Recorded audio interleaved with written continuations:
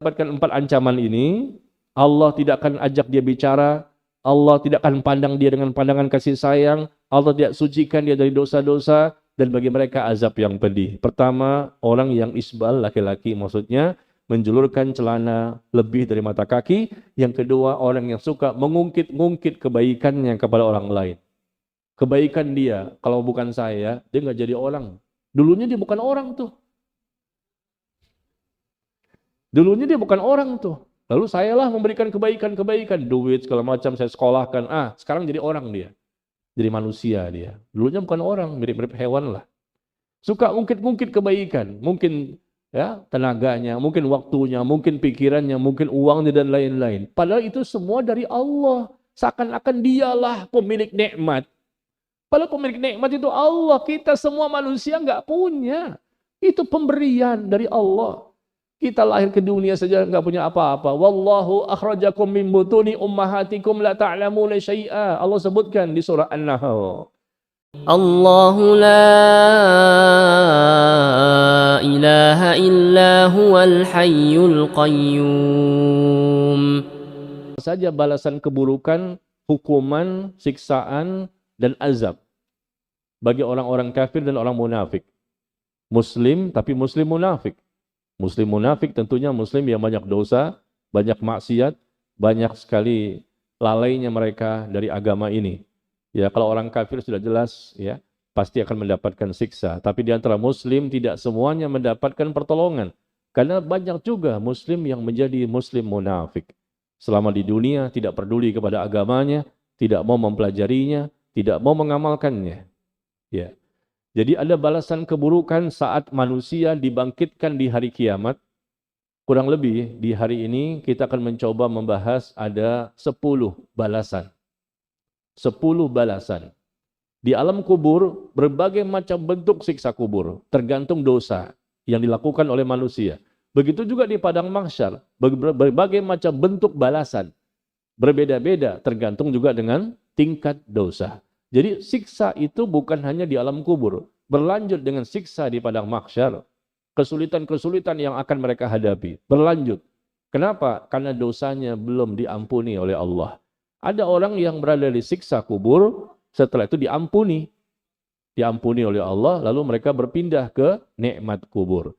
Tapi kalau sampai hari kiamat ternyata belum juga diampuni, dan setelah itu pun Allah belum berkehendak untuk mengampuni, maka mereka pun mendapatkan lagi balasan keburukan setelahnya. Dan bisa jadi setelah di padang mahsyar, mereka pun mendapatkan lagi balasan keburukan dan akhirnya betul-betul masuk ke dalam neraka. Jadi balasan itu terus berlanjut ya. Na'udzubillah min dzalik. Nah, kita lihat barangkali untuk memudahkan saja jamaah sekalian, Bapak Ibu, ikhwan dan akhwat, kalau antum punya Telegram ya, silakan buka Telegram saya. Baru saja saya posting di Telegram saya, Telegram Najmi Umar Bakar. Silakan antum lihat artikelnya, jadi nggak usah mencatat kembali karena sudah ada di situ semua. Siapa saja golongan-golongan yang akan mendapatkan balasan keburukan. Orang-orang yang mendapatkan balasan atas kejahatan dan dosa dan kemaksiatan yang mereka lakukan selama di dunia.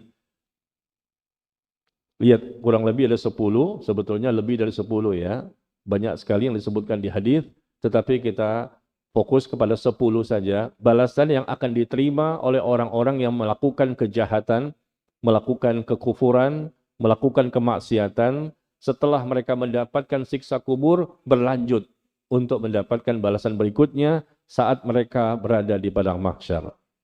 Ya. Silakan bagi antum yang sudah membuka di Telegram, bagi yang antum punya Telegram, silakan Telegram Najmi Umar Bakar, di situ ada penjelasannya. Ya. Jadi intinya kita mulai dengan manusia yang akan dibangkitkan semuanya secara umum dikumpulkan di padang mahsyar tanpa memakai pakaian. Dan mereka juga tanpa memiliki alas kaki, dan mereka juga dalam kondisi belum berkhitan. Ini kondisi umum ya, mau kafir maupun yang muslim, sama saja. Manusia dibangkitkan nanti, dikumpulkan di padang mahsyar dalam kondisi yang sama, awalnya sama, tapi setelah itu berbeda. Awalnya saja, mereka tanpa memakai pakaian, telanjang semua, tanpa memakai alas kaki, dan mereka juga belum dikhitan. Lalu kemudian prosesnya ada yang dipakaikan pakaian pertama kali, ada yang dibangkitkan yang pertama kali dan seterusnya. Maka kemudian dibangkitkan mereka ini manusia semua di padang mahsyar, dikumpulkan dalam kondisi yang berbeda-beda. Ada yang kondisi mereka dibawa secara berjalan kaki, ada yang memakai kendaraan, ada juga yang diseret di atas wajah-wajah mereka. Jadi dibangkitkan semuanya sama. Tanpa dihitan sama, tanpa memakai pakaian sama, tanpa memakai alas kaki sama. Tapi ketika mereka diantar, dihalau menuju ke suatu tempat yang dikumpulkan semua ada di situ, ternyata disebutkan di hadis bahwa sesungguhnya kalian dikumpulkan ke padang mahsyar ini dalam kondisi ada yang berjalan, berkendaraan, dan ada yang diseret di atas wajah-wajah kalian. Ini perbedaannya. Ya, dengan kendaraan berarti mereka orang bertakwa. Diantar mereka dengan kendaraan, dikatakan di hadis memakai onta. Ada yang pakai onta, satu onta 2 orang, ada satu onta 4 orang, ya, berkendaraan menuju, diantar, dihalau ke padang mahsyar yang sangat luas, yang luar biasa, berkumpul semua manusia di situ. Tapi ada juga yang dihalau menuju tempat tersebut dengan diseret di atas wajahnya. Wajahnya di bawah, kakinya di atas. Seperti itu. Na'udzubillah. Balasan keburukan. Ini yang pertama kali ya. Mari kita lihat dalilnya, di mana yang pertama Allah sebutkan di surah Al-Isra ayat ke-97. Di surah Al-Isra ayat ke-97 Allah menjelaskan bahwa wa nahsyuruhum yaumal qiyamah ala wujuhihim, dan kami akan kumpulkan mereka pada hari kiamat diseret di atas muka mereka, di atas wajah mereka dalam keadaan buta, tuli dan bisu. Tempat kediaman mereka adalah neraka jahanam. Ini kondisi keburukan yang pertama yang kita bahas. Balasan keburukan saat dibangkitkan manusia pada hari kiamat, dikumpulkan pada mahsyar, ternyata dihalau menuju tempat tersebut berbeda-beda, berkendaraan, ada yang jalan kaki, ada juga ternyata mereka dengan kondisi ya di atas wajah-wajah mereka diseret. Nah, Allah sebutkan ini. Detailnya di surah Al-Isra ayat ke-97. Dan kami mengumpulkan mereka. Mereka siapa di sini? Ya tentunya pelaku-pelaku kekufuran. Orang yang melakukan kesyirikan. Orang yang melakukan dosa-dosa yang besar. Kami kumpulkan mereka pada hari kiamat, diseret di atas wajah mereka dalam kondisi buta, bisu dan tuli. Coba bayangkan jemaah sekalian. Bagaimana caranya? Di dunia tidak buta, tidak tuli, tidak bisu. Tapi nanti dibangkitkan dalam kondisi seperti itu. Buta, bisu, dan tuli, kemudian diseret di atas wajahnya. Dengan wajahnya manusia pada waktu itu bisa berjalan. Percaya nggak antum? Ini kan firman Allah ini. Percaya? Iya. Allah akan menjadikan mereka bisa berjalan di atas wajah-wajah mereka sendiri. Diseret. Na'udzubillah. Ini pasti ada perbuatan dosa yang sangat besar. Ya. Kemudian Allah sebutkan kembali di surah Al-Furqan. Di surah Al-Furqan ayat ke-34. Orang-orang yang dihimpunkan ke neraka jahanam dengan diseret di atas wajah-wajah mereka, mereka itulah orang yang paling buruk tempatnya dan paling sesat jalannya. Ada apa? Pasti ada dosa di sini. Balasan keburukan. Yang kita khawatirkan, na'udzubillah, kita termasuk. Na'udzubillah min dzalik. Orang yang mendapatkan sekali lagi siksa kubur berlanjut jika Allah tidak memberikan ampunan, diseret di atas wajahnya. Maka Nabi SAW ditanya, "Ya Rasulullah, bagaimanakah orang kafir digiring masuk ke neraka jahanam di atas mukanya?" Orang-orang kafir ternyata maksudnya di sini, yang diseret di atas wajah-wajahnya menuju neraka jahanam. Kata Nabi SAW, sesungguhnya Allah yang telah menjadikan mereka berjalan di atas kedua kakinya, mampu untuk menjadikannya berjalan dengan mukanya nanti di hari kiamat. Allah mampu menjadikan manusia berjalan dengan kedua kakinya. Nanti juga Allah mampu bisa menjadikan mereka berjalan ya di atas muka mereka sendiri. Itu terjadi di hari kiamat. Hadis ini dikeluarkan oleh Imam Al-Bukhari dan Imam Muslim. Nah, ini ternyata balasan untuk orang kafir ya. Orang-orang kafir yang mendapatkan balasan keburukan yang pertama dan yang paling besar. Karena mereka lah orang-orang yang paling besar melakukan kejahatan dan kemaksiatan. Jadi ini pertama jamaah sekalian, dibangkitkan dalam kondisi terbalik, kepalanya berada di bawah, kakinya berada di atas, dan kemudian diseret. Na'udzubillah. Begitu besarnya penghinaan kepada mereka itu karena mereka mempersekutukan Allah, karena mereka melakukan kekufuran.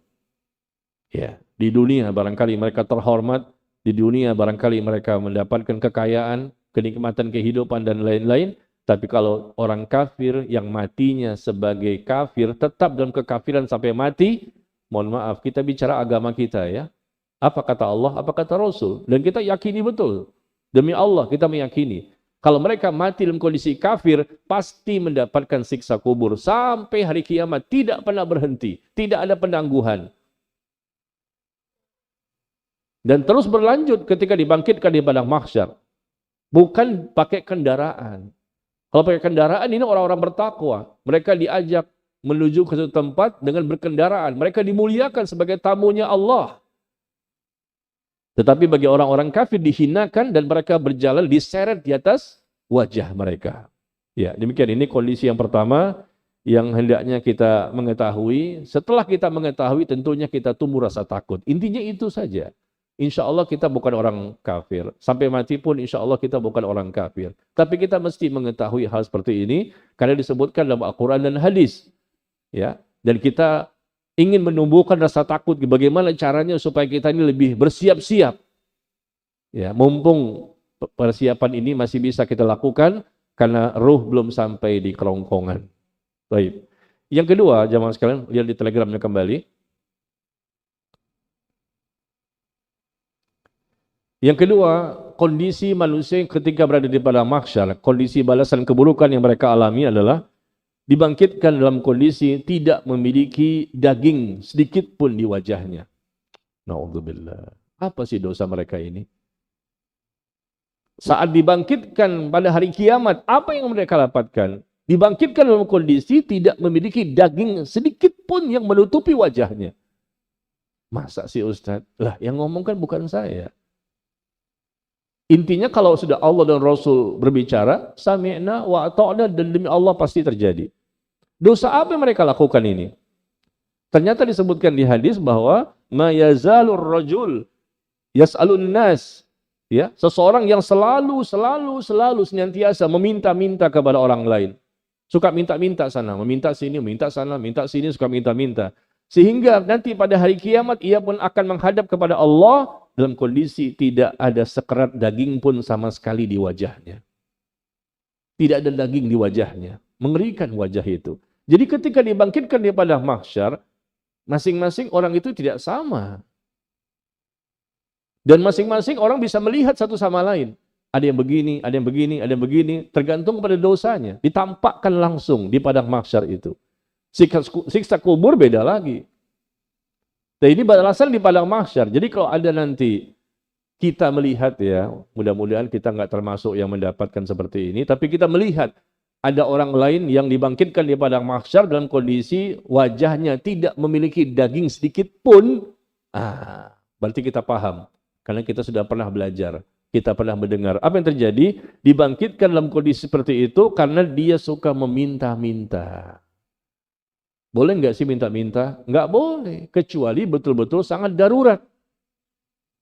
Minta sana, minta sini, minta bantuan sana, minta bantuan sini, ya. Nggak boleh kita minta-minta, kecuali kalau terjadi bencana alam, ya, habis harta semua, nggak punya pakaian lagi, itu terpaksa darurat, kita boleh meminta bantuan orang lain, ya, untuk makan, untuk minum, karena bencana alam dan lain-lain. Tapi kalau kita sebetulnya mampu, tapi menjadikan ini sebagai apa? Rutinitas, bahkan sebagai profesi. Ada nggak orang di zaman sekarang seperti ini? Ada. Menjadi profesi, minta-minta, padahal rumahnya di kampung sampai rumahnya tingkat 2, tingkat 3. Atau mungkin rumahnya ada 2 atau 3. Tapi di Jakarta minta-minta. Ternyata sehari bisa mendapatkan 500.000 sampai 1 juta rupiah per hari dari minta-minta itu. Kita baca di sosial media. Yang lebih aneh lagi saya pernah baca, ada peminta-minta yang memarkirkan mobilnya di lapangan parkir. Setelah itu dia ganti baju dan kemudian dia melakukan aksinya. selesai aksinya ini dapat 500.000 sampai 1 juta, dia kembali lagi ke mobilnya. Ternyata direkam sama orang lain. Ini kan yang minta-minta tadi, tapi dia pulang naik mobil. Pergi juga naik mobil. Dia berubah lagi. Dan ternyata ketika didatangi, ya, ditakut-takuti, kamu dari mana segala macam, dia punya rumah di kampung megah. Sangat mudah untuk mencari duit di zaman sekarang ini. Jadi peminta-minta. Ngaku saja saya miskin, saya tertimpa bencana segala macam ya. Bohong, bohong dan bohong. Dengan kondisi bajunya, dengan kondisi badannya, ya dibuat-buat seperti itu, memang dapat duit. Berada di tempat apa? Lampu merah situ, ditahanlah mobil-mobil, motor-motor untuk dimintain, atau tempat-tempat yang lain. Kalau memang betul-betul dia sangat butuh, enggak berdosa. Karena dia betul-betul enggak punya apa-apa. Dan meminta seperti itu diperbolehkan. Nah, ancaman yang kita baca ini adalah ancaman bagi orang-orang yang ma yazalur rajul yas'alun nisa. Ya, orang yang senantiasa terus menerus sudah tercukupi masih minta, sudah tercukupi masih minta terus. Ma yazalu artinya senantiasa meminta-minta terus kepada manusia, tidak pernah puas, tidak pernah cukup, tidak pernah kenyang. Ini orang yang rakus, tamak dan serakah dengan dunia. Cara mendapatkan harta itu dengan cara minta-minta. Itu kan yang model-model yang apa? Tidak canggih ya. Tapi ada juga yang canggih-canggih nih. Minta-minta sama manusia buat proposal. Oh, canggih kan? Dia punya pendidikan, punya berikan proposal ke sana, pakai proposal kemari untuk ini dan itu, padahal tidak. Dan nanti dapat duitnya dari muhsinin, banyak orang yang memberikan bantuan, duitnya untuk pribadi. Kalau kita meminta bantuan orang lain dalam rangka untuk umat, itu boleh, bukan untuk kita. Untuk umat nggak masalah. Untuk kita boleh nggak? Boleh kalau betul-betul sangat darurat kepepet karena kita nggak punya apa-apa untuk makan. Nah, bedakan ya. Nggak boleh sembarangan minta-minta ini. Kadang-kadang ada yang canggih, ada yang model-model konvensional. Meminta-minta di jalanan. Ini konvensional, tapi ada juga yang canggih, pakai proposal, lengkap segala macam, dasi, pakai jas. Ya, seakan-akan ini suatu kebenaran. Padahal ini penipuan. Nah, lihat balasannya. Dibangkitkan di hari kiamat dalam kondisi tidak memiliki daging sedikit pun di wajahnya. Na'udzubillah. Ya. Taib, yang ketiga. Kembali lihat di Telegram saya. Sudah saya posting artikelnya. Adanya orang-orang yang dibangkitkan nanti pada hari kiamat dalam kondisi sebesar semut. Kita tahu semut kan sangat kecil. Manusia itu besar, semut itu kecil. Tapi ada orang-orang yang dibangkitkan pada hari kiamat, dia manusia, tapi besarnya seperti sebesar semut. Bisa diterima nggak sih oleh logika kita? Nggak masuk akal, Ustadz. Ini kayaknya bukan suatu kebenaran ini. Hadisnya kayaknya boleh nggak kita tolak? Loh, hadis ini dikeluarkan oleh Imam Al-Bukhari. Dalam kitabnya Al-Adabul Mufrad. Hadis dari Abdullah bin Amr bin Al-As. Bagaimana kita menolak hadis-hadis yang sahih? Rasul mengatakan demikian, pada hari kiamat nanti orang-orang yang sombong, ternyata orang sombong disebutkan di sini, akan digiring dan dikumpulkan di padang mahsyar seperti semut kecil. Orang-orang sombong ini akan dikumpulkan pada hari kiamat di padang mahsyar seperti semut kecil di dalam bentuk manusia. Coba, ini bukan film ya. Bukan film kartun atau film-filman yang ada di dunia. Betul-betul nyata. Dia manusia tapi besarnya sebesar semut. Dan Rasul mengatakan demikian. Dia diliputi oleh kehinaan ya, dari berbagai sisi. Mereka akan digiring menuju sebuah penjara. Nah, digiring menuju sebuah penjara di dalam neraka jahanam yang namanya Bulas. Nama penjaranya namanya Bulas. Antum kalau buat perumahan di Jakarta, komplek perumahan, jangan kasih nama perumahan Bulas gitu, jangan ya. Ini nama penjara di neraka jahanam namanya itu. Masa nama komplek perumahan antum itu sih? Ya. Dan mereka digiring menuju sebuah penjara dalam neraka jahanam namanya Bulas. Api neraka yang sangat panas akan membakar mereka. Mereka akan diberikan minum dari ya, tinatul khabal. Apa itu? Yaitu lumpur, nanah dan kotoran penduduk neraka. Ini balasan berikutnya jamaah sekalian. Ada yang diseret di atas wajah-wajah mereka, ada yang dibangkitkan tanpa memiliki daging sedikit pun di wajahnya, ada yang dibangkitkan dalam kondisi sebesar semut kecil, tapi berbentuk manusia. Coba, Ana mau tanya sama antum, yakin nggak dengan hadis ini? Hah? Pakai logika, nggak masuk. Jalan di atas kepala, gimana? Jadi pakai jalan pakai kaki, bukan pakai kepala. Tapi Allah mampu untuk melakukan itu. Bentuk penghinaan yang luar biasa, diseret-seret. Iya. Tanpa memiliki daging sedikit pun di wajah, bisa diterima nggak logika? Kayaknya susah. Apalagi ini manusia betul-betul menjadi semut kecil. Ini nggak bisa, Ustaz. Ya, kalau masalah agama ini nggak semuanya bisa dicerna dengan akal. Ya, ada yang bisa kita ketahui hikmahnya, bisa kita pikirkan dengan logika kita. Tapi banyak juga yang memang kita diperintah untuk iman, percaya, yakin, iman. Karena ini masalah gaib. Allah menginformasikan masalah yang gaib yang kita belum pernah melihat. Rasulullah pun menginformasikan masalah yang gaib yang belum pernah kita melihat dan mendengarnya. Tapi kalau memang sahih berasal berita ini dari Allah dan Rasul, tidak boleh kita menolaknya. Karena Allah dan Rasul tidak pernah berdusta. Ya. Baik, jadi dibangkitkan yang poin ketiga ini, dibangkitkan di padang mahsyar dalam kondisi mereka seperti semut tapi dalam bentuk manusia. Apa dosanya? Sombong. Pertama tadi kufur, yang kedua suka minta-minta tanpa kebutuhan, yang ketiga sombong. Apa itu sombong? Kata Nabi SAW, al-kibr batalul haq wa ghamtun nas. Sombong itu adalah menolak kebenaran dan merendahkan manusia. Menolak kebenaran. Ada nggak orang yang suka menolak kebenaran dari Allah dan Rasul? Banyak yang suka menolak. Allah berfirman ditolak, Rasul berfirman ditolak. Tapi nggak langsung mungkin penolakannya, tapi dengan cara-cara yang lain. Bagaimana cara yang lain? Dia mengatakan penolakan dalam bentuk ustadznya keras. Ustadznya nggak fleksibel. Sebetulnya dia ingin menolak firman Allah dan perkataan Nabi. Ustadznya apa lagi? Ekstrim. Ya, macam-macam julukan-julukan yang mereka berikan. Oh, ustadznya radikal. Ustadznya nggak enak, nggak lembut. Emang makanan. Kalau lembut tuh makanan, enak dimakan. Dakwah itu bukan disesuaikan dengan kondisi manusia, senang atau tidak. Dakwah itu menyampaikan kebenaran, apa kata Allah, apa kata Rasul. Mau terima nggak terima itu urusan masing-masing. Ya. Jadi orang yang sombong itu suka menolak kebenaran. Sudah jelas ini ayatnya, nih hadisnya, pemahamannya seperti ini. Rasul dan para sahabat seperti ini. Jangan menyelisihi, tapi ambil yang lain. Itu sombong kata Rasulullah. Dan suka merendahkan manusia. Itu juga sombong. Jamaahnya bisa sombong, ustadznya pun juga bisa melakukan kesombongan, ulama pun bisa. Kalau memang Allah tidak menjaganya, tertimpa juga sifat kesombongan. La yadkhulul jannah man kana fi qalbihi, tidak akan masuk surga kata Rasul sallallahu alaihi wasallam barang siapa yang ada di hatinya sifat kesombongan meskipun hanya sebesar biji sawi.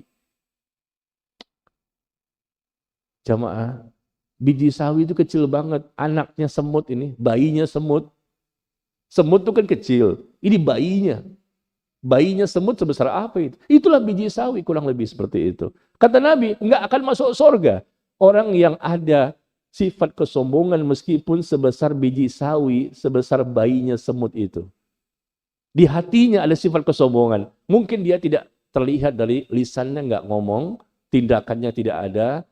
Ya, tapi dari hatinya Allah sudah tahu. Wallahu alimun bidzatis sudur. Allah mengetahui apa yang ada di hati manusia. Kesombongan, direndahkan manusia. Dia belajar di mana itu? Dia lulusan mana? Dia ngaji dengan siapa? Kan saya lebih senior. Saya udah lama ini. Sama seperti iblis ya. Iblis tidak mau menerima Nabi Adam. Kenapa? Saya lebih senior.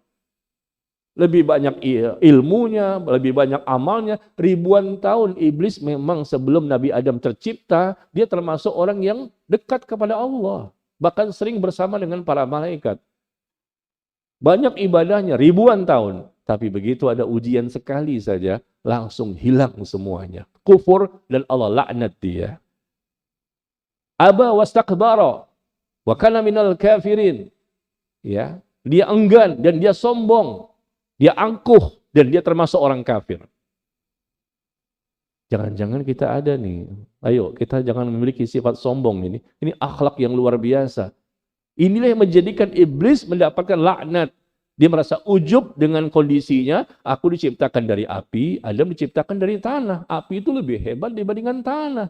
Apalagi dengan ilmu saya, amal saya, ibadah saya. Sombong. Dia menolak kebenaran dan merendahkan manusia yang lain. Mungkin dia punya kelebihan harta, oke lah. Harta dia memang lebih banyak. Mungkin dia punya jabatan, kekuasaan. Mungkin dia punya kedudukan. Mulailah dengan kesombongan ini dia mulai untuk menjadikan manusia mendapatkan kezoliman-kezoliman. Kezoliman dengan sombong ini terjadi di pasar, terjadi di kantor, terjadi di masjid. Bisa juga terjadi. Ada orang yang punya jabatan, kekuasaan, kedudukan, kemudian dia menekan orang-orang lain agar mengikuti aturannya dengan kesombongan dia. Padahal itu perbuatan zalim, bukan aturan dari Allah dan Rasul. Dia menekan orang lain, siapapun manusianya, agar dia bisa mendapatkan keuntungan yang sifatnya duniawi. Anda akan mendapatkan seperti ini, hati-hati. Untuk mendapatkan keuntungan pribadi atau mungkin ya organisasinya atau mungkin ya instansinya atau apa saja namanya. Intinya apa? Sombong. Merendahkan manusia, diberikan tekanan-tekanan, diberikan ya berbagai macam agar manusia itu mendapatkan ya sesuatu yang tidak nyaman pada diri mereka. Lalu mereka menolak kebenaran. Disampaikan apapun dalilnya nggak mau terima. Hati-hati. Dibangkitkan di padang mahsyar dalam kondisi sebesar semut kecil dalam rupa manusia. Demi Allah, ini pasti terjadi. Maka kita jangan kecil hati. Jangan kita kecewa berat, stres ya. Ketika kita mendapatkan kezoliman dari orang lain. Karena sombong ini biasanya dilakukan. Biasanya, umumnya dilakukan oleh orang-orang yang punya kelebihan.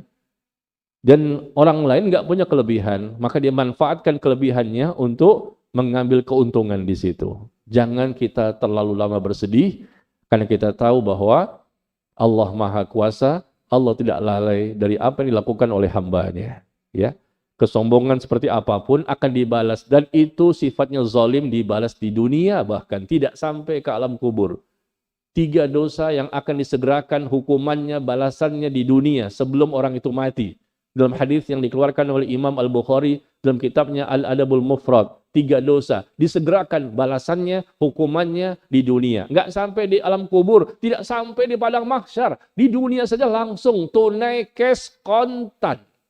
Demi Allah, udah terjadi di mana-mana. 3 dosa ini. Pertama, zalim. Yang kedua, durhaka sama orang tua. Yang ketiga, memutuskan tali silaturahim. Siapa yang berani melakukan 3 dosa ini? Dosa-dosa yang lain bisa jadi dibalas, mungkin juga tidak. Nanti saja mungkin di alam kubur jika Allah berkehendak. Tapi 3 dosa ini akan disegerakan. Mungkin hari itu, mungkin besok, mungkin minggu depan, dan seterusnya. Ya. Pertama, zalim. Kenapa terjadi kezaliman? Ujung-ujungnya karena sombong. Yang ini. Kalau sombong, maka melakukan kezaliman-kezaliman. Merusak kehormatan orang lain. Dituduh-tuduh tanpa bukti. Kamu ini begini, kamu ini begini. Kalau tidak nanti kamu akan dapatkan ini sanksinya. Loh, mana ini? Kita nggak melakukan kok dituduh macam-macam. Anda berarti zalim. Zalim ini kan karena sombong. Dia punya kelebihan, bisa menekan orang lain. Dan hati-hati, ketika nanti Allah akan memberikan balasan ya di dunia, apalagi ketika orang yang dizolimi tadi ternyata dia berdoa kepada Allah. Ya Allah, balaslah perbuatan kezoliman yang telah dilakukan orang itu kepada saya, kepada kami. Demi Allah, lihat nanti. Bagaimana nanti hasilnya? Ya Allah, balaslah keburukan orang tersebut, kezoliman orang tersebut yang telah menzolimi kami.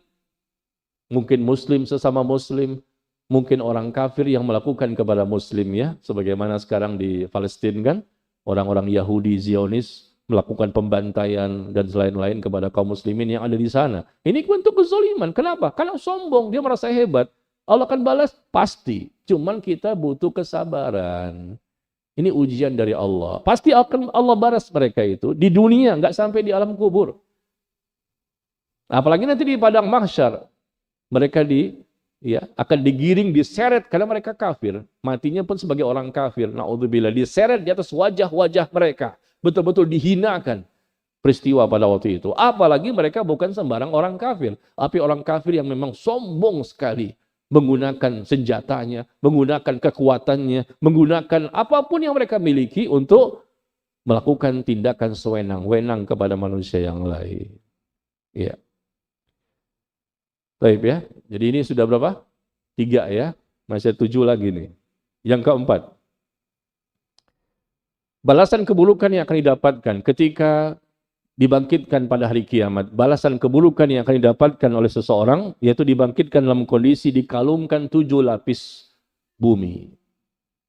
Dikalungkan di lehernya 7 lapis bumi. Apa ini? Dosa apa yang mereka lakukan? Ternyata disebutkan di hadis yang dikeluarkan oleh Imam Al-Bukhari, barang siapa yang merampas sejengkal tanah dengan zalim. Ada nggak sih orang seperti ini? Ada ikhwan? Merampas tanah dengan kezoliman, dibuatlah sertifikat palsu, atau mungkin dengan kekuatannya dikerahkan tentaranya, dikerahkan mungkin pasukannya, dikerahkan premannya, dikerahkan masyarakatnya untuk meraih tanah yang akan mereka ambil. Kata Rasulullah, barang siapa yang merampas sejengkal tanah, nggak banyak-banyak, cuma sejengkal kan segini.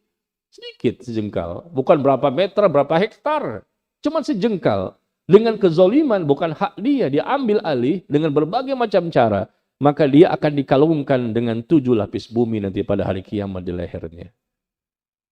7 lapis bumi, dari sejengkal tadi, bukan sekedar bumi yang dia injak, sampai 7 lapis bumi akan dikalungkan kepadanya. Bisa diterima pakai logika? Enggak bisa Ustaz, bagaimana caranya? Berat dong. Nah itu bukan urusan kita.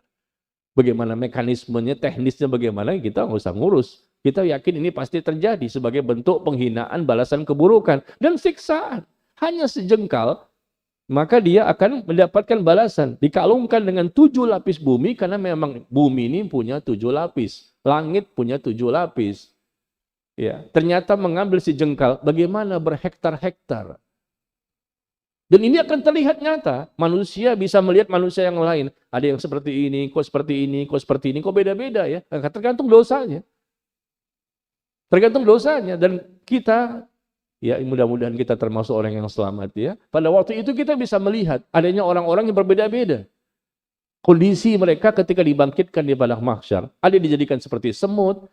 Ada yang wajahnya tanpa daging sama sekali, ada yang diseret di atas wajahnya. Yang keempat ini dibangkitkan dengan dikalungkan 7 lapis bumi di lehernya. Karena dia mengambil sejengkal tanah. Allah. Sebetulnya ini hal yang sudah diketahui saya rasa. Pernah bacalah, pernah dengar ya sama kita kaum muslimin. Tapi kenapa kita masih melakukan? Kenapa kita masih mendengar orang lain melakukannya? Karena ujung-ujungnya dunia, hubbud dunia yang berlebihan, yang luar biasa. Cinta dunia yang berlebihan menjadikan hatinya keras, hatinya berpenyakit, hatinya berpenyakit lama-lama menjadi hati yang mati. Mengambil tanah tetangga sebelah, dibuatlah sertifikat yang baru, ada lahan kosong, nggak ketahuan siapa pemiliknya. Sebetulnya itu pemiliknya ada. Cuman orangnya jarang datang aja untuk mengecek. Tiba-tiba, begitu orangnya datang, yang punya tanah nih, lengkap sertifikatnya, semuanya ada. Tiba-tiba datang, sudah ada bangunan 3 tingkat.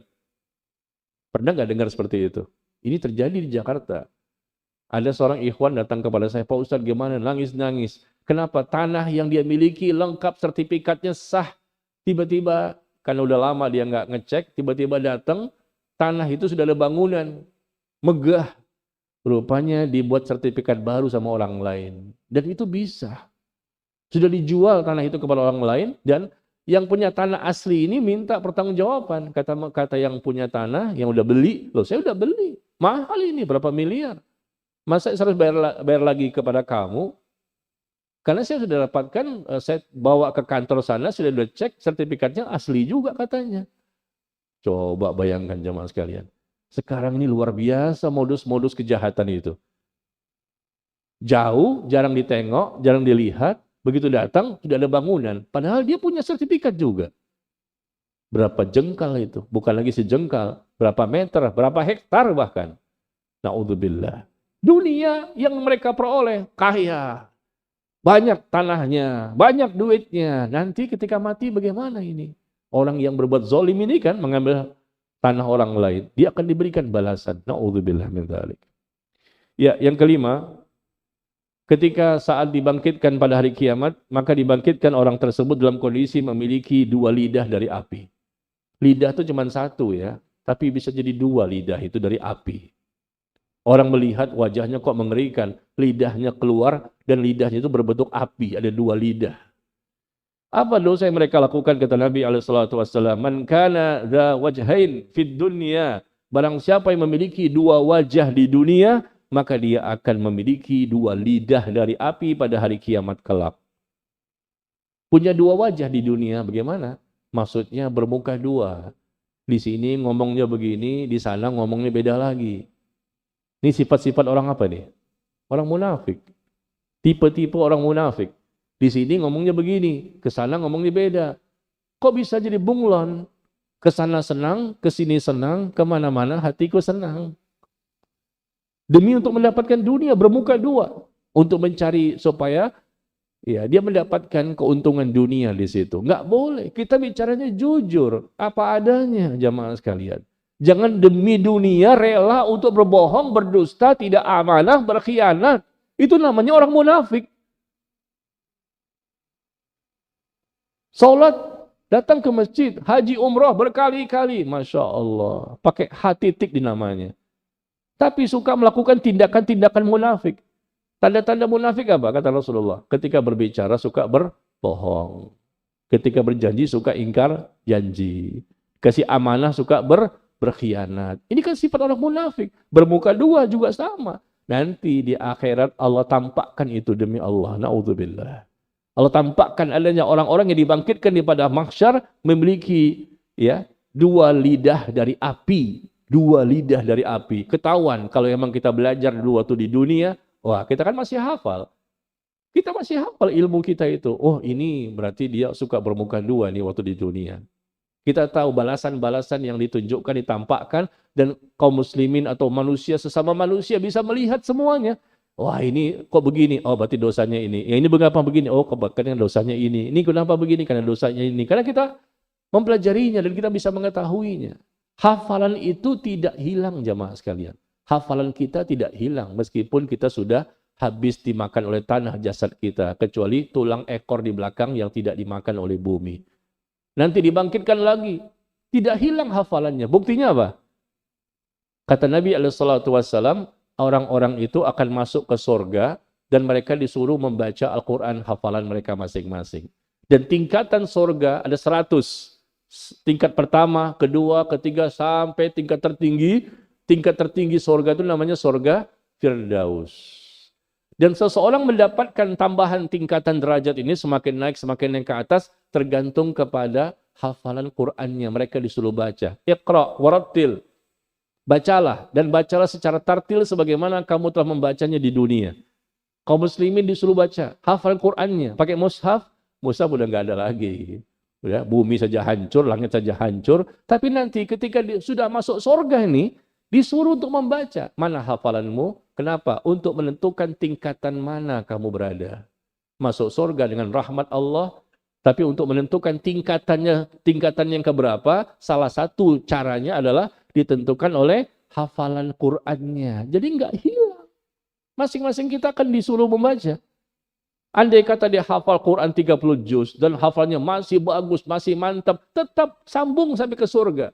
Maka dia akan mendapatkan tingkatan yang lebih tinggi dibandingkan yang lain. Tapi kalau cuman ya mohon maaf lah Al-Ikhlas, Al-Falaq, An-Nas masuk surga juga sih. Ya, dia muslim yang bertauhid, cuma tingkatan surganya tentu berbeda dengan yang lain. Maksud saya di sini adalah hafalan itu loh kok masih bisa bertahan ya. Itu kuasanya Allah. Rasul mengatakan demikian, disuruh kita membaca Al-Qur'an. Coba baca lagi Al-Qur'an yang telah kamu hafalkan selama di dunia. Nah, begitu juga kita pelajar nih saat ini. Kita belajar hari ini tentang balasan keburukan yang akan didapatkan nanti di padang mahsyar. Kita masih hafal? Insya Allah kita masih hafal. Makanya kalau kita lihat kejadian-kejadian yang ada pada waktu itu, yang begini, begini, kita bisa tahu, oh ini kok bisa ada dua lidah api di wajahnya? Oh, berarti dia bermuka dua. Oh, kok ini jadi semut kecil berbentuk manusia? Oh, berarti dia orang yang sombong. Kok begini, kok begini? Kita bisa paham. Ya, mudah-mudahan kita bukan yang mendapatkan balasan keburukan itu, tapi paling tidak kita bisa mengetahui karena kita berada di situ, barangkali melihat. Ya, karena kita bisa melihat kondisi manusia yang beraneka ragam bentuknya, beraneka ragam balasan keburukannya. Ya. Yang keenam. Nah, yang keenam ini yang repot nih.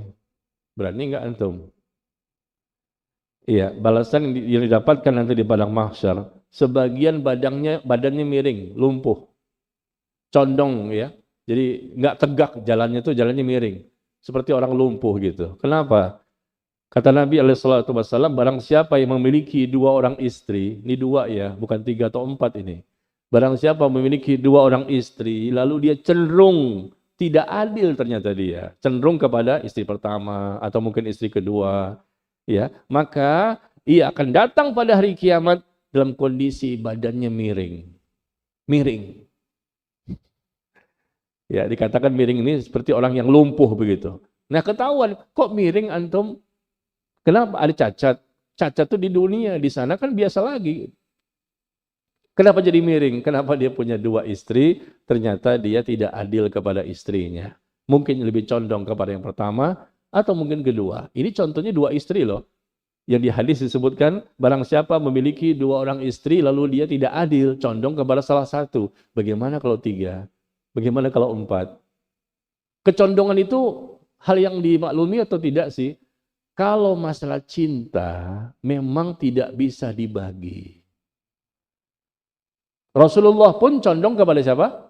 Aisyah radhiyallahu anha. Di antara semua istri beliau ada istri yang lebih beliau cintai, Aisyah. Tapi dalam keadilan tidak sampai tidak adil. Kalau masalah cinta condong kepada salah satu istri, salah satu anak kan banyak ya. Salah satu anak tiba-tiba kita lebih condong anak ini yang lebih kita cintai dibandingkan yang lain. Bisa-bisa saja itu lumrah karena dia berbakti, mungkin dia lembut, dia baik segala macam ibadah. Tapi kalau masalah adil, jangan sampai tidak adil. Di sini kan masalah tidak adil. Bukan sekedar cenderung kepada salah satu istrinya, tapi memang tidak adil. Tidak adil dari sisi apa? Tidak adil dari sisi ya mungkin nafkah ya, mungkin waktu atau mungkin yang lainnya ya. Saya sih belum pengalaman lah, nggak tahu juga. Mungkin antum lebih pengalaman masalah ini. Kalau antum kan rata-rata di sini istrinya 3 ya, betul nggak sih? Udah betul Ustadz, niatnya sebegitu, niatnya udah sampai ya, tapi jangan dilakukan lah, 1 aja ya, berat. Pertanggungjawaban yang tidak akhirat. Sebentar nikmatnya, tapi pertanggungjawabannya jadi berat. Yang awalnya mungkin bisa selamat, gara-gara tidak adil, akhirnya mendapatkan siksa kubur. Akhirnya mendapatkan balasan di padang mahsyar, tubuhnya miring, ya, tidak tegak dalam berjalan. A'udzubillah. Yang ketujuh, adanya orang-orang yang akan dipakaikan pakaian dari ter atau jarob. Orang-orang yang akan dipakaikan pakaian dari ter. Siapa ini? An-naihah. Idza lam tatub qabla mautiha. Wanita. Rasul menyampaikan wanita. Karena wanita yang biasanya lebih sering mengalami peristiwa seperti ini. Wanita yang suka meratapi kematian. Apabila tidak bertobat. Sampai mati nggak bertobat. Dia suka meratap dan meratap si wanita ini. Sampai mati tidak bertobat. Maka dia akan dibangkitkan nanti pada hari kiamat dengan memakai pakaian dari qatiron, dari ter. Dan diberikan pakaian dari jarob yang kumal dan gatal. Na'udzubillah. Apa itu meratap? Meratap ini menunjukkan ekspresi kesedihan yang berlebihan. Nangis, neteskan air mata, ketika ada musibah boleh nggak? Boleh. Rasulullah juga pernah menangis dan meneteskan air mata. Tapi meratap di sini adalah ekspresi kesedihan yang berlebihan. Dia meraung-raung, berteriak-teriak, histeris, menjerit-jerit. Bahkan menyebut-nyebutkan engkaulah, ya. Tanpa dirimu aku pun tidak bisa hidup di dunia ini. Engkaulah pelindungku dan engkaulah begini dengan ucapan barangkali atau mungkin dengan teriak-teriak tadi, memukul-mukul ya pipinya, merobek-robek bajunya, mukul-mukul dadanya. Ekspresi, ada yang meninggal dunia. Ini orang yang dia cintai. Kemudian dia sedih banget sampai dia pukul-pukul badannya. Dia robek-robek bajunya, dia pukul-pukul pipinya, dia tarik-tarik rambutnya barangkali. Atau mungkin dia teriak-teriak histeris. Itu meratap namanya. Umumnya wanita biasanya. Karena wanita kan banyaknya baper ya. Tapi wanita soleha tentu tidak demikian. Nah, di sini disebutkan wanita yang meratapi kematian, an-naiha, apabila dia tidak bertobat sampai mati, maka dia dibangkitkan nanti pada hari kiamat dalam kondisi memakai pakaian dari ter. Tahu ter? Aspal ya. Na'udzubillah min dzalik. Dibangkit dengan memakai pakaian dari ter. Kemudian juga baju dari jarob. Ya, naudzubillah, yang komal dan gatal yang bisa menimbulkan penyakit. Ya. Yang kedelapan, kita percepat saja. Yang kedelapan, ketika dibangkitkan di hari kiamat, ada lagi orang-orang yang mendapatkan balasan keburukan, yaitu mereka membawa barang yang dia korupsi. Dia korupsi waktu di dunia, dia belum bertaubat tentunya. Ya, dan Allah pun mungkin belum juga menerima taubatnya karena taubatnya juga sembarangan, asal-asalan, maka dia disiksa di alam kubur disebabkan korupsinya. Juga bisa jadi berlanjut mendapatkan balasan keburukan berikutnya di padang mahsyar dengan dia membawa barang yang dia korupsi. Masuk logika nggak nih? Langit dan bumi saja sudah hancur, kalau dia korupsi duit gimana? Dia korupsi duit perusahaan, duit negara. Berapa? 1 miliar, 1 triliun. Nanti dia membawa barang itu, membawa duit itu. Kayaknya nggak bisa diterima logika. Memang, tapi ini kan masalahnya adalah perkataan dari siapa ini? Allah langsung di surah Ali Imran, ayat 161. Lihat di telegramnya ya. Ali Imran 161. Kalau sudah Allah berbicara, pasti terjadi. Allah Maha Kuasa atas segala sesuatu. Tidak mungkin seorang nabi itu berkhianat dalam urusan harta rampasan perang. Barang siapa yang telah berkhianat dalam urusan rampasan perang, nanti pada hari kiamat dia akan datang membawa apa yang dikhianatkannya itu.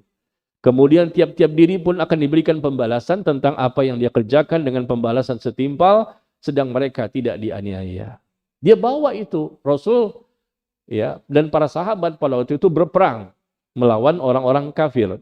Dan ketika menang, ada harta ghanimah, harta rampasan perang yang tidak boleh diambil, tapi dikumpulkan dulu. Nanti harta ini dibagi secara adil oleh Nabi SAW.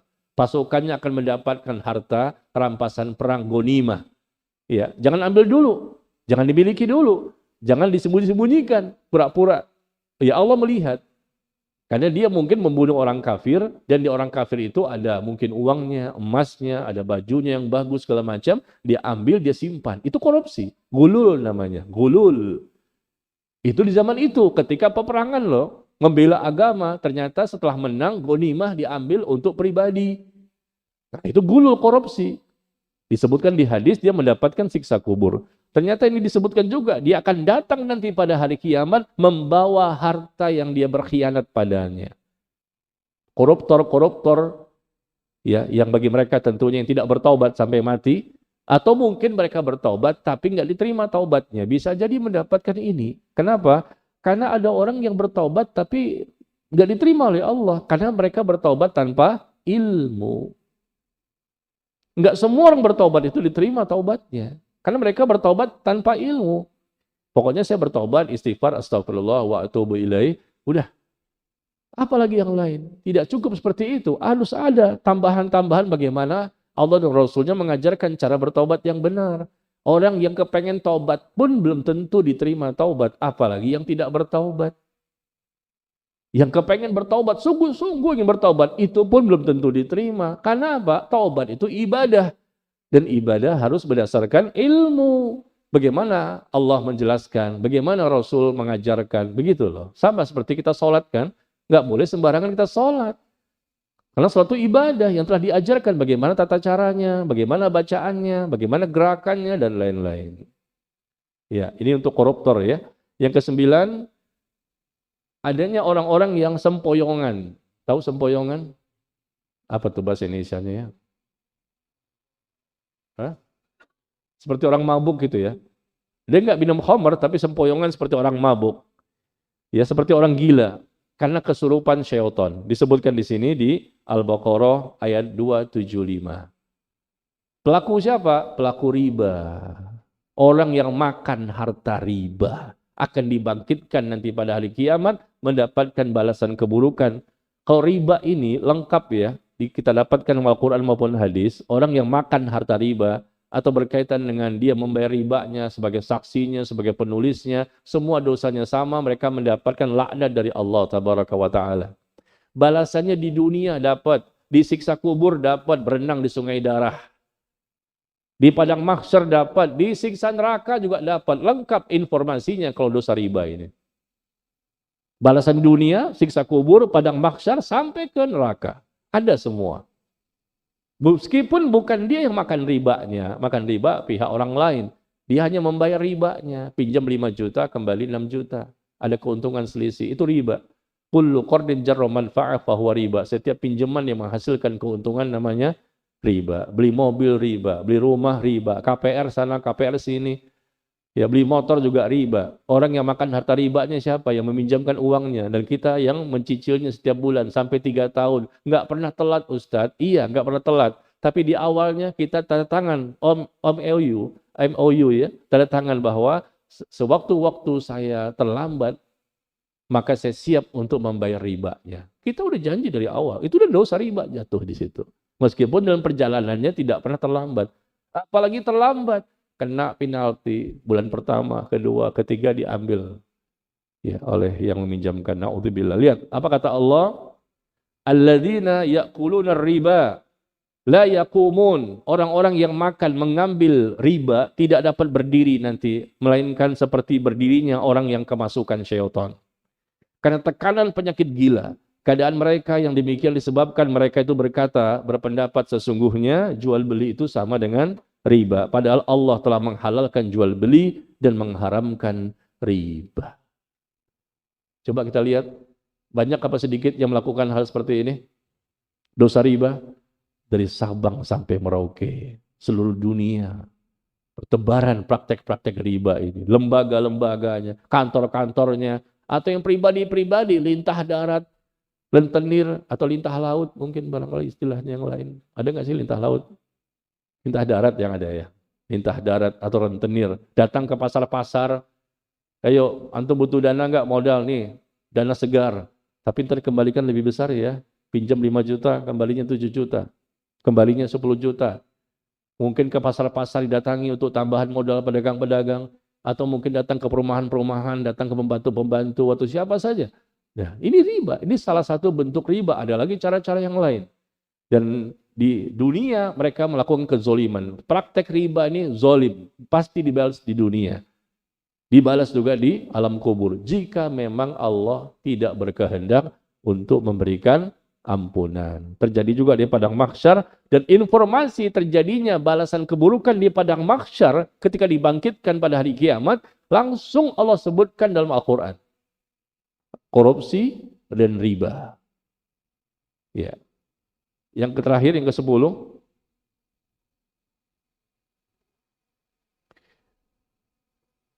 Ketika dibangkitkan pada hari kiamat, apa yang terjadi? Balasan keburukan berikutnya, yaitu mendapatkan 4 ancaman. 4 ancaman yang sangat menakutkan.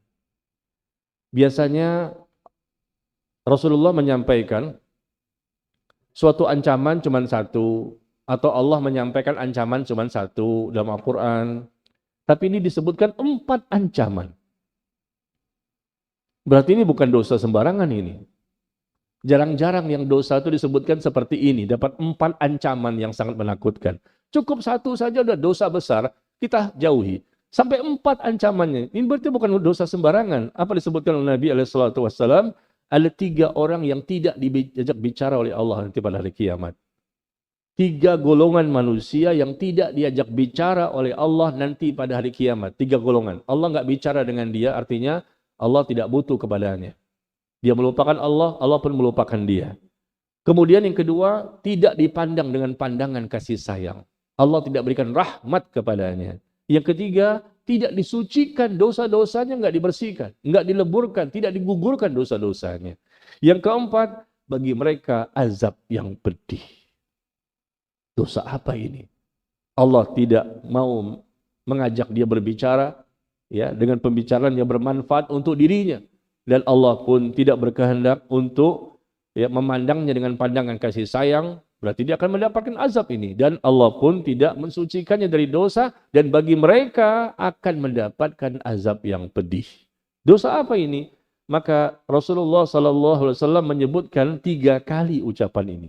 3 kali Rasul menyebut 3 kali supaya semakin diingat-ingat oleh para sahabat. 3 golongan, 3 golongan, 3 golongan.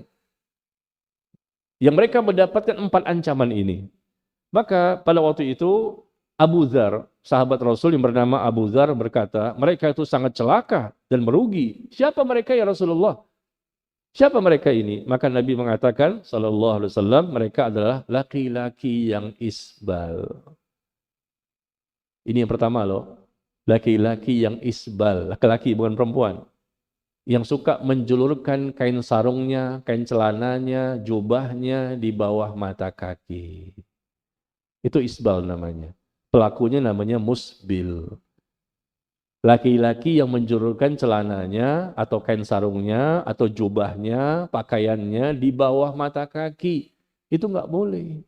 Ma asfala minal ka'bain minal izar fafinnar. Kata Nabi SAW, ya, apa yang terdapat di bawah mata kaki dari pakaian, maka itu bagian dari siksa api neraka. Hadisnya hampir 20 hadis. Begitu banyak perkataan Nabi tentang masalah isbal. Bagi laki-laki tidak boleh. Ya, gunting kain celananya itu jangan sampai melebihi mata kaki. Gunting jubahnya, gunting sarungnya, atau kalau sarung harus digunting lah, naikin ke atas kan bisa ya. Digulung-gulung begitu ya. Upayakan dimanapun kita bekerja bisa insya Allah. Dan tidak akan ketahuan insya Allah. Karena kita tidak begitu jauh ya motong celananya. Kecuali antum potong sampai setengah betis. Pergi kerja di kantor sampai setengah betis, jadi bahan pertanyaan. Loh kenapa begini tinggi sekali? Wah ini bahaya nih, saya tidak pengen isbal. Ya mungkin besoknya dipecat ya. Karena ketinggian celananya. Tapi kalau celananya di atas mata kaki sedikit, atau pas lah dengan mata kaki, insya Allah nggak ketahuan. Tambah lagi dengan kaos kaki, insya Allah. Tambah lagi sepatu, nggak terlalu kelihatan banget. Yang kelihatan banget nggak bisa kita mengelak sama sekali kalau ini. Mulai dari kemana ini? Kita bekerja, kelihatan kan? Kalau celana sih nggak kelihatan banget. Ya, kalau jenggot, memelihara jenggot, nggak boleh pakai jenggot di sini ya. Ya, itu yang repot, karena kelihatan. Nah, ini kita bicara isbal saja. Jadi yang pertama, yang mendapatkan 4 ancaman ini, Allah tidak akan ajak dia bicara, Allah tidak akan pandang dia dengan pandangan kasih sayang, Allah tidak sucikan dia dari dosa-dosa, dan bagi mereka azab yang pedih. Pertama, orang yang isbal, laki-laki maksudnya, menjulurkan celana lebih dari mata kaki. Yang kedua, orang yang suka mengungkit-ungkit kebaikannya kepada orang lain. Kebaikan dia, kalau bukan saya, dia nggak jadi orang. Dulunya dia bukan orang tuh. Dulunya dia bukan orang tuh. Lalu sayalah memberikan kebaikan-kebaikan, duit segala macam saya sekolahkan. Sekarang jadi orang dia. Jadi manusia dia. Dulunya bukan orang, mirip-mirip hewan lah. Suka ungkit-ungkit kebaikan, mungkin ya tenaganya, mungkin waktunya, mungkin pikirannya, mungkin uangnya dan lain-lain. Padahal itu semua dari Allah. Seakan-akan dialah pemilik nikmat. Padahal pemilik nikmat itu Allah. Kita semua manusia nggak punya. Itu pemberian dari Allah. Kita lahir ke dunia saja nggak punya apa-apa. Wallahu akhrajakum min butuni ummahatikum la ta'lamuna syai'a. Allah sebutkan di surah An-Nahl. Kamu keluar dari perut ibumu, ya, terlahirkan dari ibumu itu, keluar dari rahimnya ibu itu dalam kondisi kamu nggak punya apa-apa. Lalu Allah yang memberikan kamu nikmat. Kenapa kamu jadi sombong saat ini? Seakan-akan kamulah pemilik nikmat, bukan orang yang menerima nikmat, ya. Jadi ini suka mungkin pemberian. Yang ketiga, orang yang suka melariskan barang dagangannya dengan cara sumpah palsu. Dari pagi nih banyak orang udah daftar, banyak yang nawar. Semuanya minta 10 juta, saya nggak kasih. Saya tetap bertahan 15 juta. Padahal dari pagi nggak ada yang nawar. melariskan barang dagangannya dengan sumpah-sumpah palsu. Demi Allah, demi Allah, demi Allah. Ini barang zen, bagus ini. Berkualitas, banyak yang nawar. Saya nggak kasih. Pokoknya saya minta dengan harga yang sebaik mungkin. Ini kan bohong.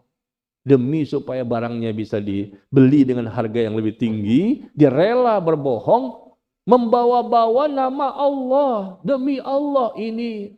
Sudah banyak yang nawar. Nggak ada yang nawar segitu. Nah, ini ya. Subhanallah. 4 ini ancaman. Sekali lagi, berhati-hatilah kita jamaah sekalian dari melakukan hal seperti ini, meskipun mungkin kita pernah melihat ya, atau pernah mendengar ada orang yang melakukannya. Ini orang-orang yang tidak punya rasa takut kepada Allah dan sangat berbahaya kehidupannya nanti di akhirat. Baik. Kita sekarang masuk kepada sesi tanya jawab, dan di sini sudah masuk beberapa pertanyaan ya.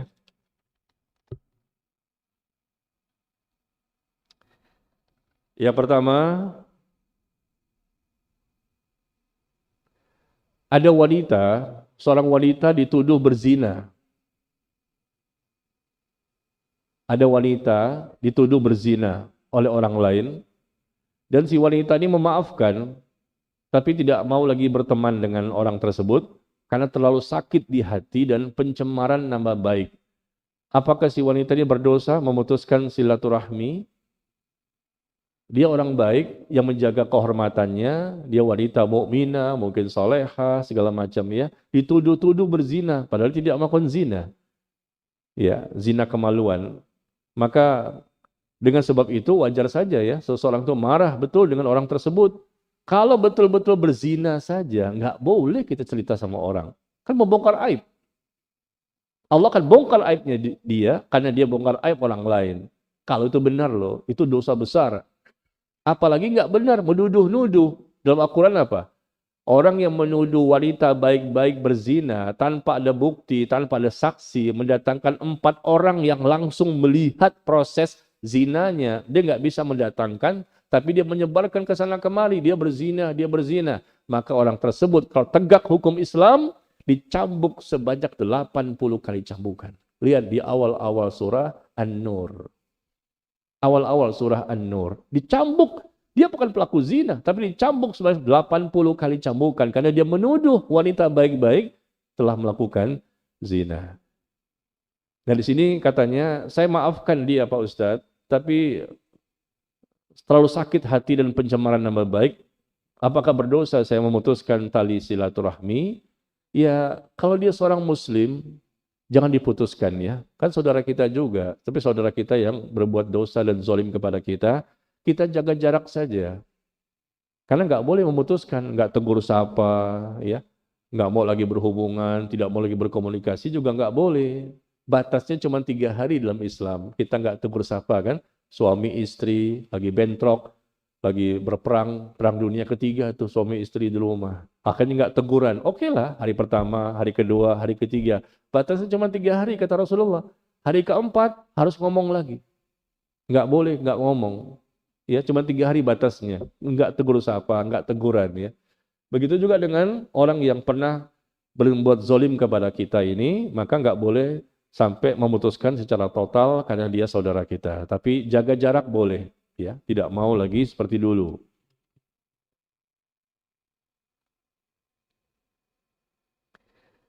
Bagaimana seharusnya bermuamalah dengan orang yang berbeda akidah, seperti orang Syiah, dan sudah menjadi bagian dari keluarga.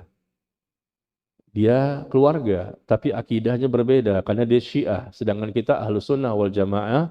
Ya tentunya kita berusahalah untuk mendakwahinya. Barangkali kita nggak tahu datangnya hidayah kepada orang tersebut dengan sebab kita. Ya, bagaimana bermuamalah dengan mereka? Ya boleh, kepada orang kafir saja boleh, dan Syiah itu memang kafir. Syiah Imamiyah, Rafidhah itu kafir. Sepakat para ulama, rukun imannya beda, rukun Islamnya beda, Al-Qur'annya beda. Apa persamaan kita dengan mereka? Hadisnya beda. Cuman mengklaim sebagai orang Islam. Kalau Islam tidak seperti ini. Hampir seluruh para sahabat dikafirkan, dimurtadkan. Dan seluruh istri Nabi dimurtadkan. Apa ini Islam? Ya. Jadi kalau memang Syiahnya Imamiyah, Syiah Rafidhah, yang saat ini paling banyak bertebaran di mana-mana, maka tidak bisa dikatakan mereka muslim, ya mereka kafir. Tapi memang kita boleh bermuamalah, jual beli, sewa menyewa, hutang piutang, pergaulan, komunikasi, ya dengan orang-orang yang kafir sekalipun. Ya, tapi mungkin tidak bisa ya sedekat dengan bagaimana kita berhubungan dengan sesama orang kaum muslimin, ya. Dan sambillah kita mencoba untuk mendakwahinya, memperbaikinya. Ana punya tetangga yang akhlaknya kurang baik, suka suuzon dan berkata kotor. Apakah berdosa jika tidak bertegur sapa? Sama ya. Tidak bertegur sapa, tidak boleh di antara kaum muslimin kalau terlalu lama. Batasnya cuma 3 hari. Jangan sampai Assalamualaikum, enggak dijawab. Assalamualaikum, enggak dijawab. Enggak boleh, itu wajib menjawab salam. Atau kita tidak mau memulai salam. Ya, batas cuma 3 hari. Jangan lebih dari 3 hari, karena itu dosa besar. Apakah termasuk ghibah jika membicarakan dengan orang-orang yang sudah tahu dengan kelakuannya? Ya, kita janganlah menggibahi orang lain ya, meskipun kita tahu dia ini pelaku dosa, kecuali kalau memang dibutuhkan sangat. Akhirnya terpaksa kita ceritakan aib orang lain demi kemaslahatan kaum muslimin secara umum. Misal, ada orang yang suka hutang nggak bayar, dan korban-korban berjatuhan. Udah 5 orang yang mendapatkan itu. Wah, ini bahaya. Dapat info pertama, kedua, ketiga, keempat, kelima, sama. Orang itu nggak pernah mau bayar hutang. Padahal dia mampu loh, memang sengaja. Orang seperti ini boleh kita sebarluaskan. Itu namanya ghibah. Demi kemaslahatan, jangan sampai nanti datang lagi korban-korban berikutnya. Ya, demi menyelamatkan orang lain. Kalau seperti itu nggak masalah. Tapi kalau sifatnya dosanya dosa pribadi, ya, maka jangan yang tidak berkaitan dengan bahaya kepada orang lain, ya hendaknya jangan kita ceritakan kepada siapapun. Dan kita justru mendatanginya untuk memperbaikinya. Ustadz Ana memiliki adik, beliau itu ikut ajaran tasawuf. Yang satu lagi ikut LDII. Ana sangat sedih, seringkali Ana nasihati tapi beliau marah. Mereka tidak sholat. Katanya jika sudah ma'rifat, sholat cukup dari hati saja. Hebat banget ya. Nabi saja sampai bengkak-bengkak kakinya, ini udah sampai Nabi belum nih? Ya, mereka pun, tapi mereka umroh dan haji Ustadz. Cuman nggak sholat aja. Katanya jika sudah sampai ma'rifat, sholat itu cukup dari hati. Apakah amalnya diterima Ustadz? Selain nasihat, apalagi yang Anda harus perbuat? Mengingkari kewajiban sholat, kufur, kafir, murtad. Mengingkari kewajiban. Sholat itu nggak wajib, cukup dari hati saja. Kufur. Inna sholata kanat 'alal mu'minina kitaban mawquta. Allah sebutkan di surah An-Nisa ayat 103. An-Nisa 103 bahwa inna sholata, sesungguhnya sholat itu merupakan hal yang difardukan, diwajibkan kepada orang-orang beriman, kata Allah. Dengan waktu-waktu yang telah Allah tentukan untuk dikerjakan. Kapan subuh, kapan zuhur, kapan. Tapi disebutkan sholat itu wajib. Allah yang menyebutkan. Ternyata dia mengatakan nggak wajib lagi sholat. Cukup dari hati saja. Berarti kan mengingkari. Kalau mengingkari, kufur. Langsung dia jatuh, terbatalkan keimanan dan keislamannya. Beda ya dengan orang yang tidak sholat karena malas. Dia malas, dia akui sholat itu memang wajib. Saya paham, saya yakin. Sholat merupakan hal yang wajib. Banyak ayat dalam Al-Quran, banyak di hadis. Cuma saya kok malas ya. Masih mengikuti dunia, mengikuti hawa nafsu. Nah, orang seperti ini ada 2 pendapat para ulama. Kalau masalah mengingkari kewajiban, sepakat. Ini kufur, keluar dari Islam. Ya. Tapi kalau sekedar dia malas, terbagi 2. Ada yang mengatakan, ulama sebagian mengatakan dia juga keluar dari Islam, meskipun cuma meninggalkan 1 sholat. Tapi ulama jumhur, mayoritas para ulama mengatakan tidak keluar. Ya, sebagian besar ulama mengatakan tidak keluar, tetap dia muslim ya, meskipun dia malas untuk mengerjakannya. Dan orang seperti ini harus bertaubat dan diajak untuk kembali sholat. Ya, jadi kalau ditanya apakah amalnya diterima? Enggak diterima. Ya, dia enggak sholat. Berarti murtad. Untuk apa haji umrohnya? haji berkali-kali, umroh berkali-kali, tapi dia mengingkari kewajiban sholat, murtad. Orang udah murtad ya, berarti kan sudah kafir. Sudah kafir melakukan ibadah-ibadah yang islami, nggak bermanfaat. Dia harus masuk lagi ke Islam. Karena mengingkari ya. Karena disebutkan di sini, mereka tidak sholat. Katanya jika sudah ma'rifat, sholat cukup dari hati. Dia mengingkari kewajiban sholat sampai mati. Ya, kalau sudah ma'rifat. Karena mereka punya 4 tingkatan. Tasawuf yang sesat dan menyesatkan punya 4 tingkat. Pertama tingkatan bawah itu syariat. Tingkatan kedua apa? Tarekat. Tingkatan ketiga hakikat. Tingkatan keempat ma'rifat. Nah, ini tasawuf ini yang sesat menyesatkan ya. Mereka punya tingkatan itu. Pertama syariat, artinya menyesuaikan dengan Quran dan hadis. Nah, setelah lama naik peringkat menjadi tarekat. Tarekat itu nanti bisa membuat sendiri amal ibadah sesuai hawa nafsunya. Ibadah tertentu yang tidak disyariatkan. Melakukan apa saja, yang penting sudah sampai tingkat tarekat sah, boleh. Nah, naik lagi ke tingkat hakikat. Begitu hakikat, kata mereka nih ya, versi mereka, saya pelajari juga. Ya, kalau sudah sampai tingkatan ketiga, hakikat, maka terbukalah alam gaib. Kata mereka begitu. Kenapa? Karena mereka berteman dengan setan jin. Setan jin yang sudah menjadikan mereka melanggar syariat begitu banyak. Dan melakukan syariat-syariat sendiri. Akhirnya setan jin pun membantu mereka untuk bisa melihat adanya hal-hal yang tidak bisa dilihat oleh orang lain. Terbukanya alam gaib, kata mereka begitu. Sehingga mereka kadang-kadang tahu ini, tahu ini, tahu ini. Informasi dari setan jin itu sama seperti dukun kan. Dukun juga tahu dari mana? Dari setan jin juga. Karena melakukan kekufuran dan kesyirikan. Nah itu tingkatan ketiga, belum ada apa-apanya. Masuk tingkatan keempat namanya ma'rifat, sebagaimana disebutkan ini. Ma'rifat itu bersatunya dia dengan Allah, menjadi satu zat yang sama. Di mana Allah, di mana dia, nggak bisa dipisahkan, nggak bisa dibedakan. Dialah itu Allah, itu juga manusia. Bersatu antara dia dengan Allah dalam satu zat, satu fisik, satu tubuh. Nah itu namanya ma'rifat. Makanya memang jangankan sampai ke ma'rifat, di hakikat saja sudah nggak wajib sholat sebetulnya. Dan saya bertemu orang-orang seperti ini. Pernah saya ketemu di Cirebon, di daerah Pemanukan. Satu pesantren itu, mereka punya ajaran seperti ini. Dan pimpinannya namanya Kiai Haji Ahmad. Saya tanya kepada dia nggak sholat. Di mana Bapak sholat? Di Masjidil Haram. Zuhurnya jam berapa? Dia turun dari rumahnya cuman hari Jumat. Ya, bertemu dengan murid-muridnya banyak, putih-putih semua. Kopiah putih, jubah putih, selendang putih, sajadah putih, semuanya serba putih. Nah, semua pengikutnya harus mengikuti ajarannya dari Kiai Ahmad ini. Karena Kiai Ahmad ini sangat dikultuskan, ya, karena banyak sekali pembuktian-pembuktian kata jamaahnya. Kenapa? Dia tahu ini macam-macam dari setan jin. Nah, dia nggak sholat itu.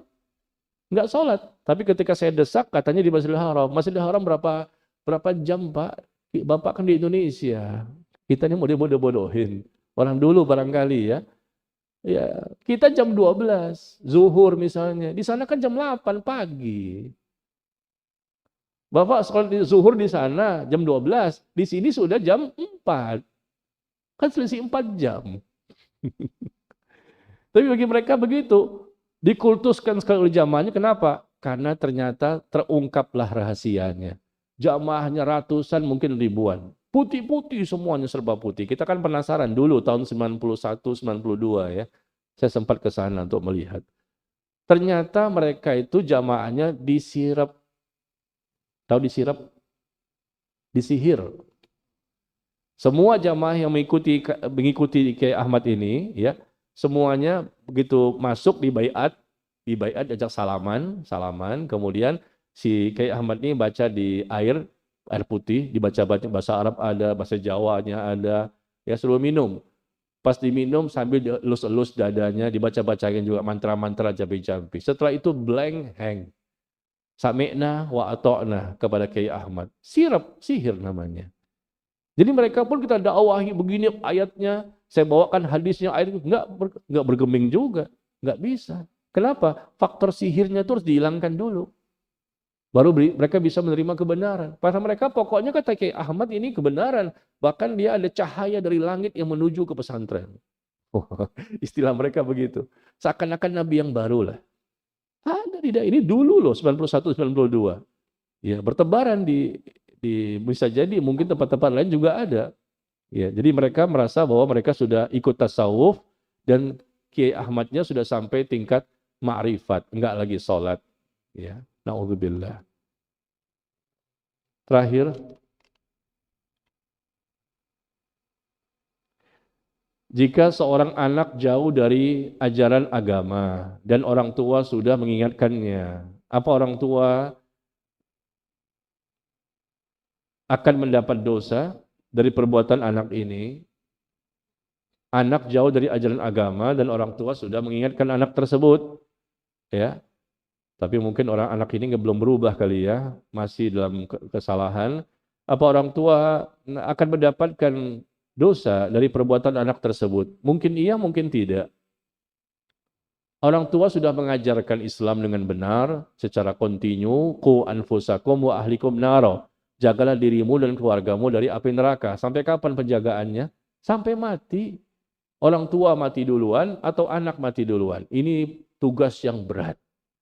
Sholat cuma 5 kali sehari, haji cuma sekali seumur hidup, zakat sekali dalam setahun, puasa cuma sebulan dalam setahun. Tapi menjaga keluarga, qu anfusakum ini wa ahlikum naro, jaga dirimu dan keluargamu dari api neraka, ini pekerjaan sampai mati. Pagi, siang, sore, malam, pagi, siang, sore, malam, sampai mati. Berat.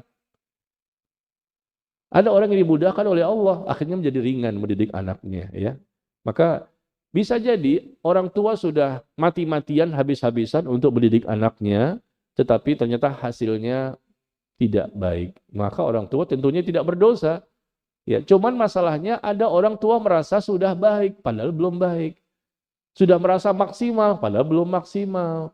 Ketika kita tanya bagaimana metode bapak dan ibu dalam mendidik anak, ternyata setelah ditanya, bagaimana awalnya, bagaimana sebelum menikah, bagaimana setelah menikah, bagaimana perhubungan mereka, suami istri, kebutuhan biologis, bagaimana ketika melahirkan, dan seterusnya. Ternyata banyak salahnya. Wajar-wajar saja anak itu tidak menjadi anak yang soleh dan soleha. Orang tua merasa sudah, tapi padahal salah. Kenapa? Mendidik anak itu ibadah. Tarbiyatul aulad fil Islam, pendidikan anak dalam Islam. Mendidik anak itu ibadah. Ibadah apapun harus berdasarkan ilmu. Bagaimana Allah mengajarkan mendidik anak, bagaimana ya, Rasulullah mendidik anak, bagaimana caranya. Semua diajarkan lengkap. Bahkan dari awal sebelum menikah, itu sudah termasuk mendidik anak. Belum menikah, sudah termasuk pendidikan anak. Bagaimana? Seorang ulama ditanya, bagaimanakah engkau mendidik anakmu? Kata beliau, aku mendidik anakku sebelum aku menikah. Gimana? Istri aja belum punya, anak belum punya. Kata beliau, aku mendidik anakku sebelum aku menikah, artinya aku persiapkan gen-gen bibit unggul pada diriku. Kesolehannya, ketakwaannya, ketaatannya kepada Allah. Dia siapkan gen bibit unggul. Kemudian nanti memilih pasangan hidup, carilah istri yang juga memiliki bibit unggul. Kalau bibit unggul ketemu bibit unggul, insya Allah nggak jauh-jauh. Anaknya nanti juga bibit unggul. Iya, calon si suami ini ternyata soleh, calon istri juga solehah. Akidahnya bagus, ibadahnya bagus, akhlaknya baik, Masya Allah. Nah kalau ketemu seperti ini, insya Allah nggak kemana-mana. Anaknya juga baik. Dan mereka orang yang berilmu, orang bertakwa. Dan mereka mendidik anak berdasarkan apa yang Allah dan Rasulnya ajarkan. Tahapannya itu ada ketika berhubungan, baca doa dulu. Ini berhubungan aja nggak baca doa. Ya, langsung embat aja gitu kan. Sehingga dikhawatirkan setan dengan mudah untuk mengganggunya. Kata Nabi SAW, barang siapa membaca doa, gimana baca doanya kan? Saya lupa kalau di sini. Di rumah ingat tuh kalau ketemu istri. Bismillah apa? Allahumma hafiz, Masya Allah. Hafiz. Allahumma janibna syaitan wa janibna syaitan wa razaqtana ya. Ketika berhubungan baca doa, bismillah dan seterusnya. Kata Nabi, barang siapa membaca doa ini dan Allah takdirkan istrinya hamil, anaknya nanti akan dijauhkan dari gangguan setan. Anak itu bisa nakal, liar, buas, susah diatur. Kenapa? Karena diganggu sama setan. Lakukan dari awal-awal untuk menjauhkan mereka dari syaitan. Ketika lahir anak tersebut, anak lahir, apa yang kita lakukan? bayi tersebut? Hah? Diazankan dia. Azan dan iqamah itu hadisnya dhaif. Yang benar-benar sahih adalah dilindungi anak itu dari gangguan syaitan. Ada contoh di surah Ali Imran ayat ke-36. Lindungi anak itu, jangan sampai mudah diganggu sama syaitan. Ketika berhubungan suami istri baca doa, ketika lahir bayi itu langsung didoakan. Ada baca di surah Ali Imran ayat ke-36. Bagaimana di situ orang tuanya Maryam. Orang tuanya Maryam ya berdoa kepada Allah, ya Allah, aku lindungi dia dan anak cucunya ya kepadamu dari gangguan syaitan yang terkutuk. U'aiduha wa dzurriyyataha bika. Aku perlindungkan dia, si bayi tersebut, ini orang tuanya Maryam ya. Aku perlindungkan dia dan anak cucunya, Masya Allah. Dia masih kecil. Kapan dia punya anak, kapan punya cucu. Tapi doanya orang tua Allah cantumkan dalam Al-Quran ini. Sebagai contoh buat kita semuanya. Ya Allah, aku perlindungkan si bayi tersebut dan anak cucunya kepada engkau dari gangguan syaitan yang terkutuk. Ini ada langkah-langkahnya. Bahkan saya menulis buku yang saya tulis 13 tahun yang lalu, 100 kiat bagi orang tua agar anak insya Allah menjadi soleh dan soleha. Apa yang saya jelaskan itu ada di buku saya itu. 100 kiat bagi orang tua agar anak insya Allah nantinya menjadi soleh dan soleha. Nah, langkah-langkahnya seperti apa yang jelas dalilnya semuanya ada. Nah, kalau kita pahami, kita amalkan, insya Allah besar peluang dia menjadi soleh dan soleha. Tapi biasanya ada orang yang merasa sudah, padahal dia tidak berilmu. Padahal mendidik anak itu adalah harus dengan ilmu. Tapi sekali lagi orang tua hanya berusaha, yang menentukan adalah Allah. Tapi kalau kita sudah melalui prosedurnya dengan benar, cara-caranya sesuai syariat, maka tentunya besar peluang Allah pun akan memilih anak kita menjadi soleh dan soleha. Ya. Baik, sampai di sini. Wallahu ta'ala a'lam bishawab. Semoga bermanfaat ya. Dibaca kembali artikel yang ada di Telegram. Insya Allah di pertemuan berikutnya kita akan bahas kebalikan. Dengan saya nanti insya Allah pertemuan di bulan Desember ya. Kita akan bahas, kalau ini kan balasan keburukan. Nah, nanti ada balasan kebaikan. Apa saja balasan kebaikan bagi orang-orang yang dibangkitkan nanti pada hari kiamat. Balasan keburukan yang kita bahas ini kurang lebih ada 10 ya. Sebetulnya bukan 10, lebih dari 20 yang kita dapatkan. Lebih dari 20 dosa-dosa yang berbeda-beda. Kalau dosa ini nanti di padang mahsyar seperti ini. Kalau dosa ini nanti di padang mahsyar seperti ini. Dibangkitkan dalam kondisi yang berbeda-beda. Tapi kita cukupkan 10 saja. Karena memang waktu kita terbatas ya. Demikian. Wallahu ta'ala a'lam bis-shawab. Wa sallallahu ala nabiyina Muhammad. Walhamdulillahi rabbil alamin. Subhanakallahumma wa bihamdika asyhadu an la ilaha illa anta astaghfiruka wa atubu ilaik. Wassalamualaikum warahmatullahi wabarakatuh. Bismillahirrahmanirrahim.